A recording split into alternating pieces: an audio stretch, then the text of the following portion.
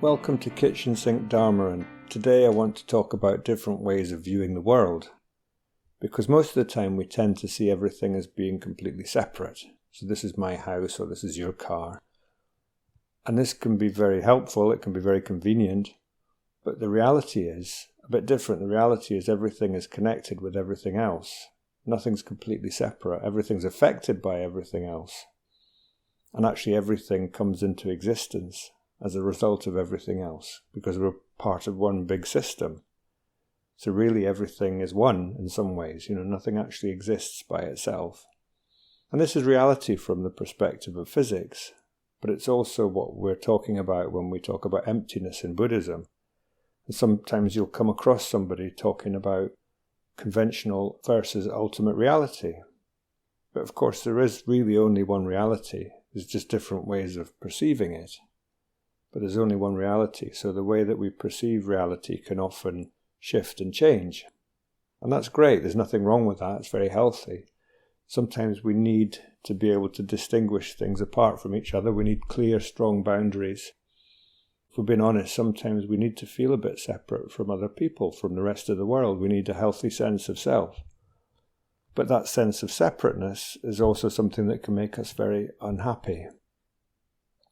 Because the more we feel like a separate self, the more we tend to be self-absorbed.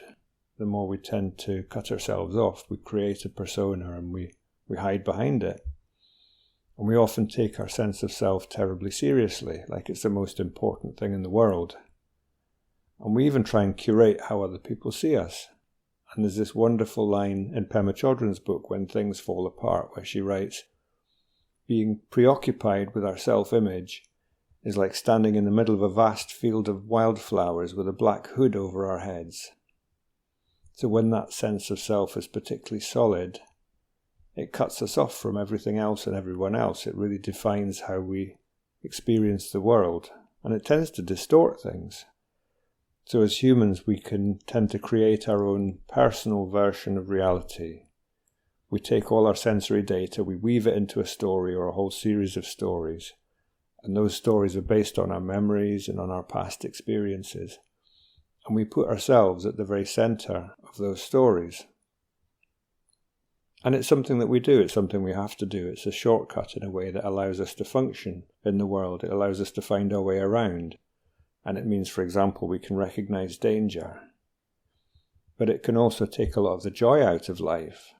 Because in some ways we're like a painter, an artist who paints a scary picture and then sees it and becomes terrified by it.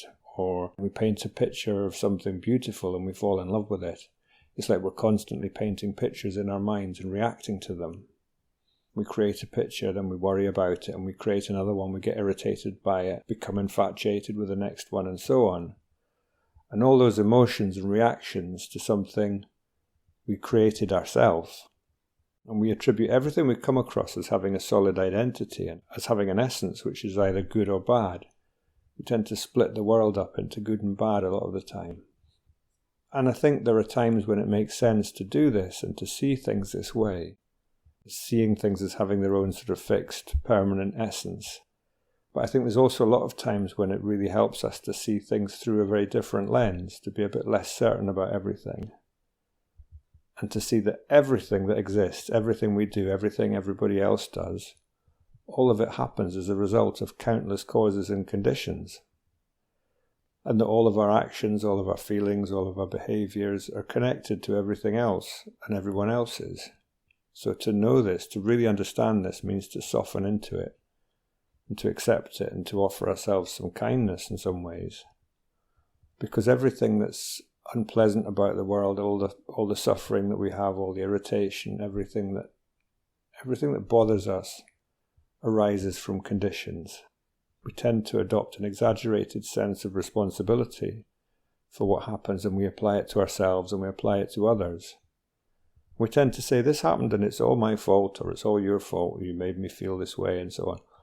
When actually, things happen just as a result of countless circumstances that led up to them. And there isn't even this fixed, distinct you or me.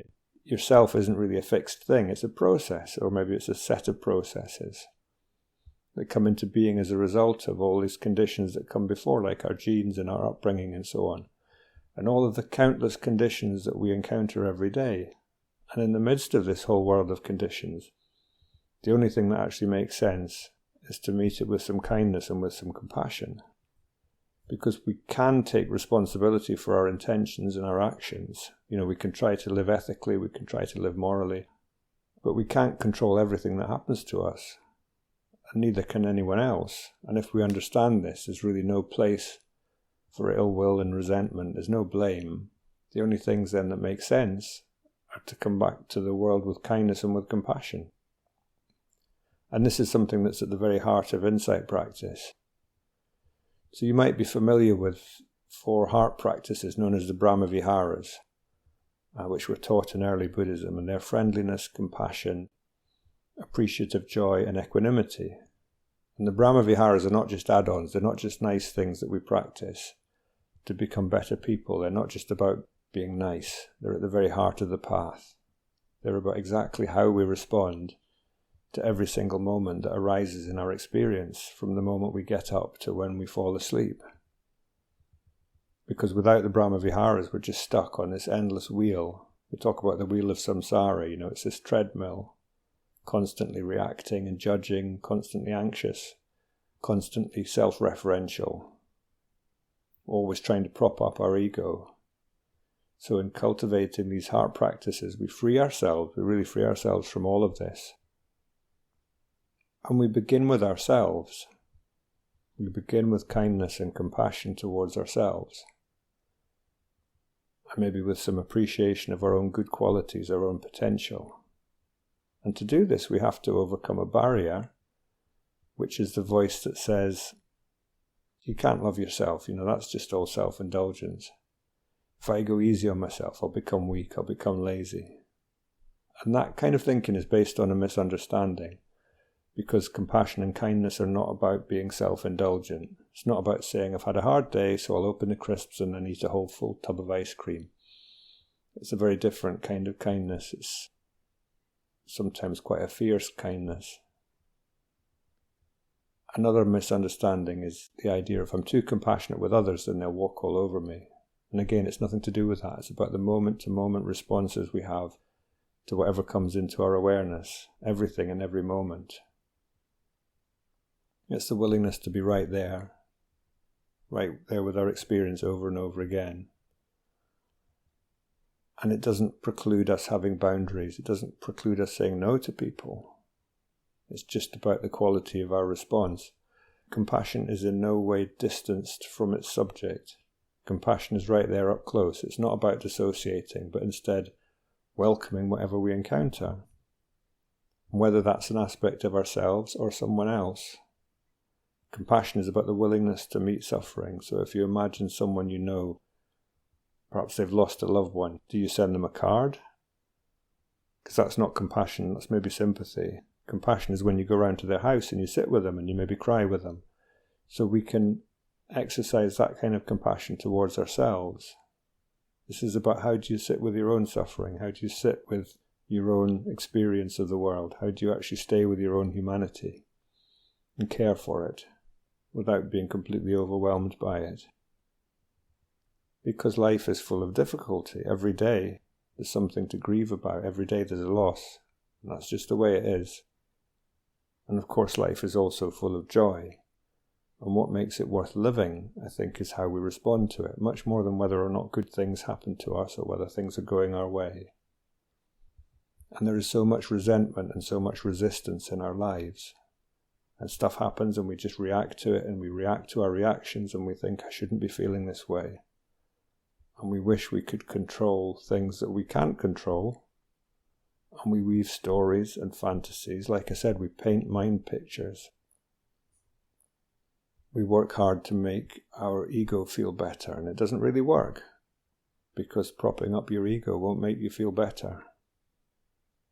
So there's an alternative, and that is just to try these two things. Firstly, remembering that you can't control everything, and secondly, talking to yourself like you would your best friend. Just those two things.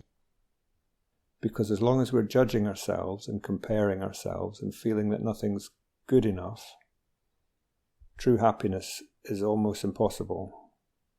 And the more we can start to respond with kindness to whatever comes up, the easier it becomes. The sense of contentment and happiness is just naturally there. We begin to practice that. And it really is as simple as that. So emptiness doesn't mean things don't exist or there's no self. Of course, we have a sense of self. It's just that this sense of self changes throughout the day. And it's affected by things. It's affected by external conditions. And it's not solid and it's not fixed. It's not permanent. It's more a verb than a noun.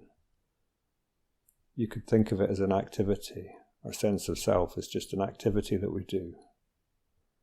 And that sense of separation comes and goes. And the sense of oneness comes and goes. That varies throughout the day.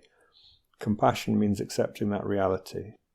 Instead of constantly struggling with it, it means being able to live with it. It means knowing that this is how we are. So if you want your practice to flow, at some point you have to make a decision on a very deep level that you're going to respond kindly and compassionately to yourself because you can see the point. Because you can see the point of being kind to yourself. And that it really makes sense. Because otherwise you're wasting your time. This practice is all a bit pointless. It's just another project. It's just another vehicle for giving yourself a hard time and repeating the story about not being good enough. And if you can accept that you're not perfect and that you find life hard sometimes, in other words, truly accepting the reality of suffering, then that removes a whole lot of self-judgment. And it really softens the tendency to form these fixed self-concepts. It takes some of the energy out of the struggle and it allows us to lean into compassion and just embrace the emptiness of experience. It's the contingency of experience. We're just dropping into a way of seeing that recognizes emptiness. In other words, a way of seeing that recognizes that everything is interdependent. We're all just part of something much bigger than any of us. And our well-being is inseparable from that of other beings. That this is our world, this is how it is, and it's fine, and we belong here. So that's today's episode of Kitchen Sink Dharma. I hope you can tune in again next week.